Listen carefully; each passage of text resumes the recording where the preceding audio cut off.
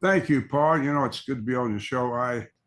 I was totally shocked, surprised when Joe Castiglione, our athletic director, announced this. We were having a reunion, a 50th year reunion for our 74, 75 national championship teams when he did this. And I was sitting here off to the side, and he turned to me and said, "You're going to be our legend." And in the SEC. And I said, "Hell, the only reason you're doing that is I'm the oldest guy that's still living that coached here.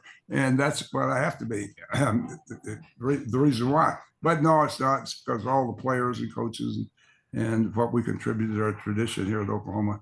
We had some great teams back in that era.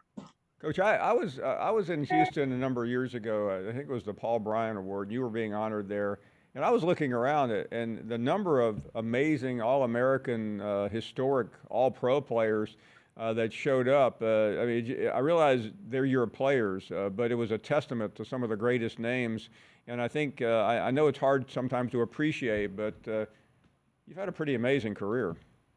Well, Paul, what happened is that I came along at the right time and I did the right thing at the right time. I was recruiting all the best players at all positions, and a lot of the coaches weren't doing that. Uh, and this is in the 70s. I was recruiting black quarterbacks playing for me in 72. The SEC and the Southwest Conference weren't even recruiting black players in all positions, and they were, recruiting some skilled guys and all.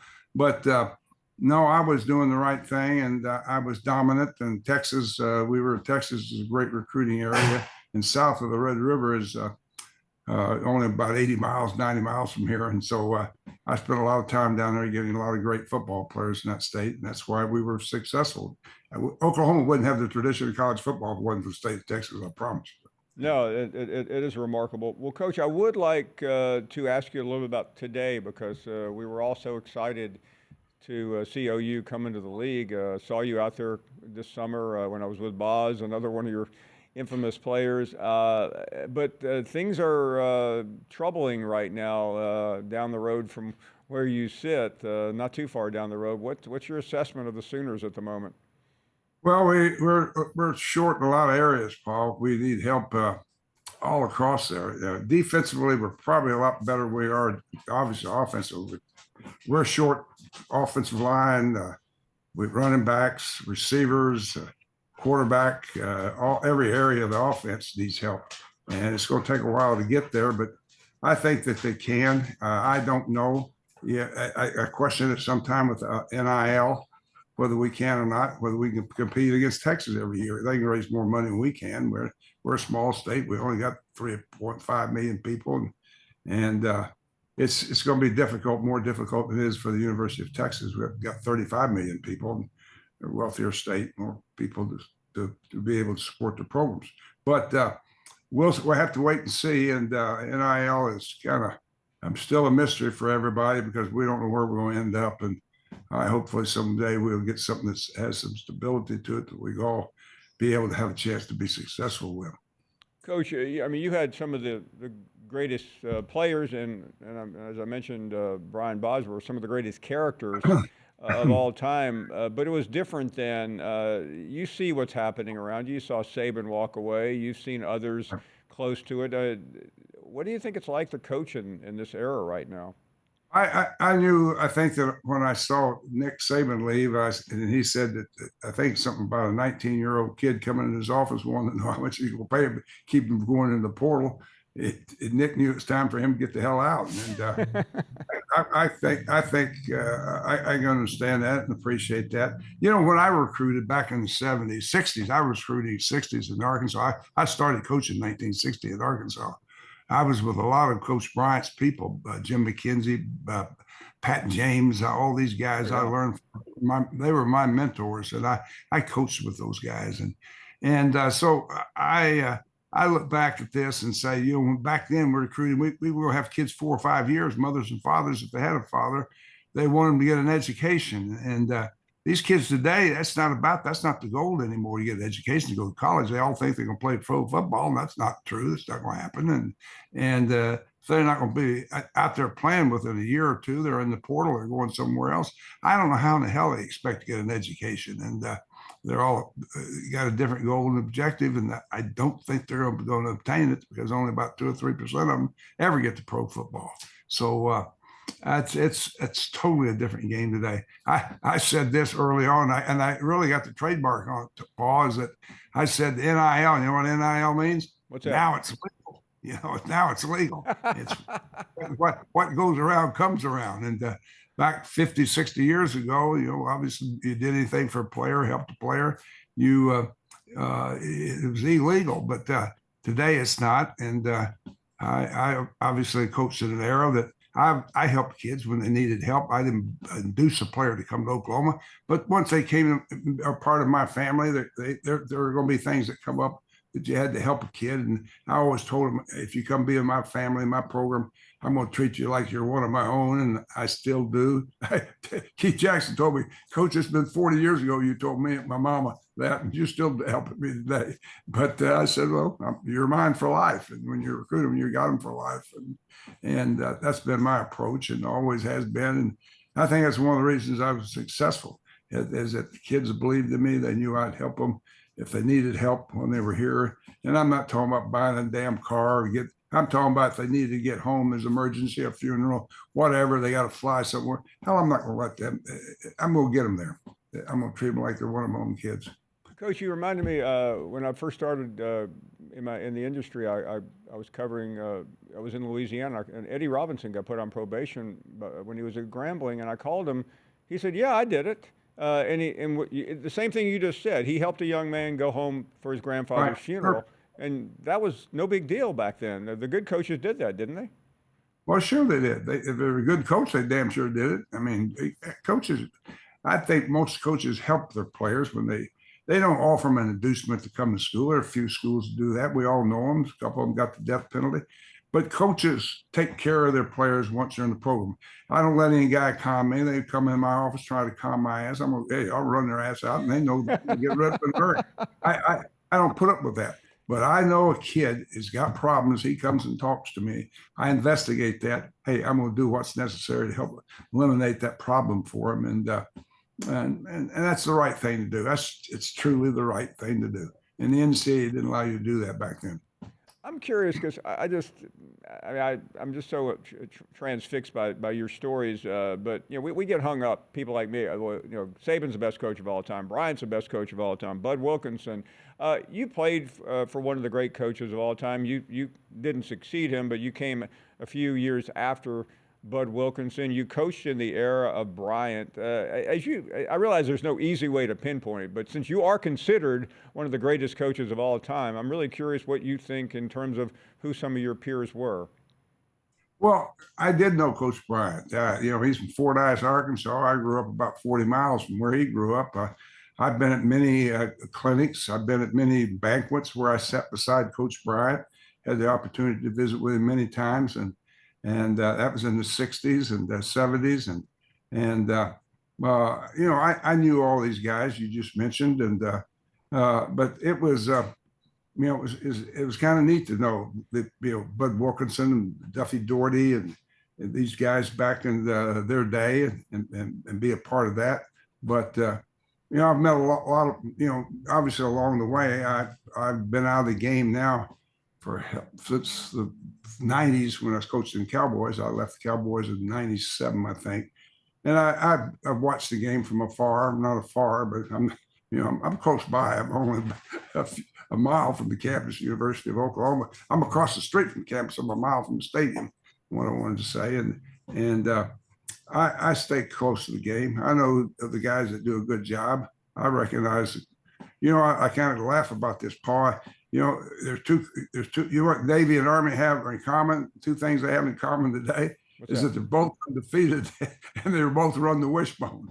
They still are very successful. And I remember playing Army here a few years ago, and if we hadn't had Kyler Murray in the fourth quarter, and overtime, and Kyler Murray wins the game in an overtime with his running ability. And after the game, I'm leaving the stadium. People look at me and says, "Coach, what happened? What happened?" I said, "Well, hell, you saw it. They had it 45 minutes. We had it 15 minutes. And Army ran the wishbone and should have won the ball game that night." here in Owen State when we had a pretty good football team. And we're struggling right now. You know that, Paul. We're not. We need a lot of help in a lot of areas, and I know in time we've got good coaches coaching those positions. I know Bill Bidenbowen, he got a double name to mention.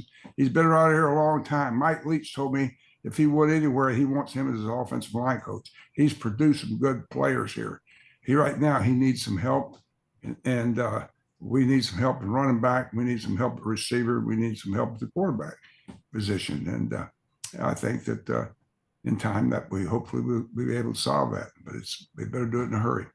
I want to bring up one other aspect of your career, and that was winning, obviously, the Super Bowl in Dallas, which, by the way, and you know this better than anyone, the Cowboys have not been back since. That experience it tends to be forgotten about a lot, but what are your reflections on being there? I mean, you really, I mean, you did an amazing job in a fairly short period of time. Well, listen, first of all, Jerry Jones and I coached Jerry Jones at the University of Arkansas. I coached Jimmy Johnson at University of Arkansas. Jimmy was on the staff here at Oklahoma for 4 years. People don't know that. Jimmy and I were very close. Jimmy played at Arkansas, and he got his first job as Picayune, Mississippi at high school football. He went 0-10. I called. He went 0-10. He really did. So I called Jimmy. I said, "You get Mary Kay in the car. You get Brent and Chad, his two boys. You all drive to Wichita, Kansas, and you go to Wichita State University. As soon as you walk through that door, a guy that's a defensive coordinator named Larry Lacewell, Oh my goodness. you know it, with Coach Bryant. He's from Fordyce, Arkansas too. Lacewell was on Bryant's staff back in the 60s, or he was back in the 60s, and he said he will hire you on the spot if you get there. So that's how Jimmy got in college football, as he followed my advice and went and got with Wichita State, and Lacewell hired him. And we got him eventually. We got Lacewell and him back here at Oklahoma with us. But under Chuck Fairbanks, I talked Chuck into doing that. Chuck didn't know who the hell they were, but I did. And I talked him into doing it. And Chuck was, I was assistant head coach, charge of offense back then. I spent a lot of time with Mal Moore when Mal Moore was offensive coordinator for Coach Bryant. You know, when Texas ran the wishbone, Oklahoma ran the wishbone, I know that Coach Bryant knew what the right thing to do was, because he put the wishbone in after he played us in a bowl game. And that started the 73 season, something like that. Right. I can't remember, something about that era, about that time. And so I spent a lot of time on the phone with Mal, talking about defensive schemes, perimeter, how we blocked them and all that. And Mal and I became great friends. And of course, I tried to hire Mal Moore in 1984 to come here, and we won the Big 8 Conference Championship, won the national championship the next year. Mal told me, he said, "Hell, I know you all that good." And I said, "We're pretty damn good, Mal, every year." And I think he went to Notre Dame. I think he did. Mal, He did. He went to Notre Dame. He'd already committed to them, or he would have taken the job with me here. But I wished he had it. But Mal was a great guy. We lost him too damn soon. I know that.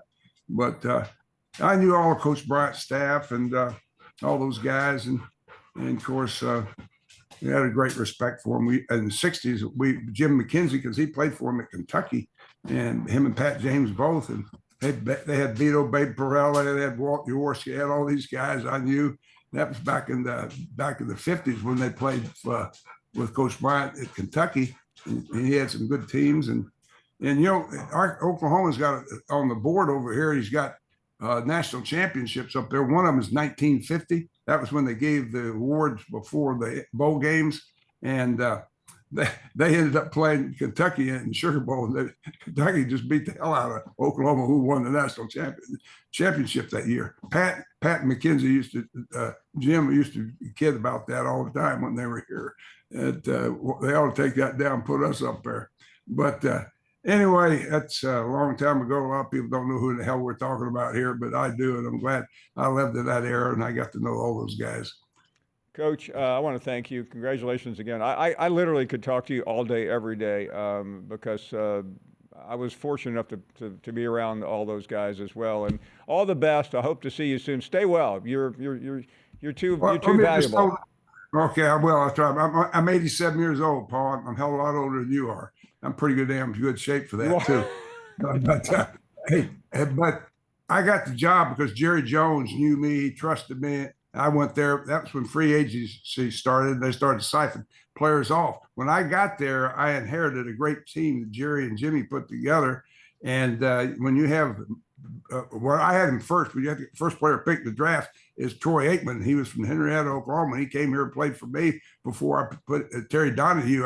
I talked Terry Donahue into taking him. He didn't want to take him because he doesn't want to hang out anybody else's trash. That Oh, sure. transfer usually got problems. But anyway, I had all those guys, and it was a good team. I inherited that. Probably should have won 2 Super Bowls while I was there.